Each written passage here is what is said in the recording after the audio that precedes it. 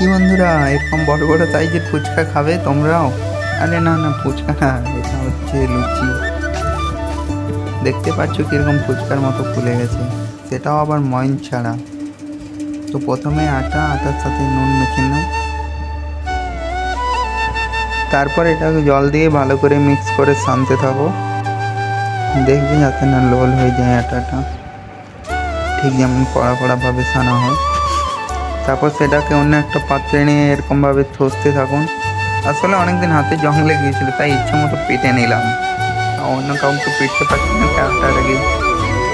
তো তোমরাও ঠিক এরকমভাবে পেটে নেবে। তারপরে এটা হয়ে গেলে এটাকে গোল করে ছোটো ছোটো লুই করে নেবে, লুই মানে ছোটো ছোটো পিসে আটাটাকে। তারপরে এভাবে চাকিও বেলনা দিয়ে বেলতে থাকো। আর একদিকে কড়াইতে তেল গরম হতে দিয়ে দেবে, আর বেলার সাথে সাথে হয়ে গেলে তেলে ছেড়ে দাও। দেখতে পাচ্ছ কীরকমভাবে ফুলছে এগুলো। আরে মেয়েদেরকে যেমন একটু টোন কেটে বা রাগানোর চেষ্টা করলে কীরকমভাবে ফুলে যায়, ঠিক সেরকমভাবেই ফুলছে দেখো।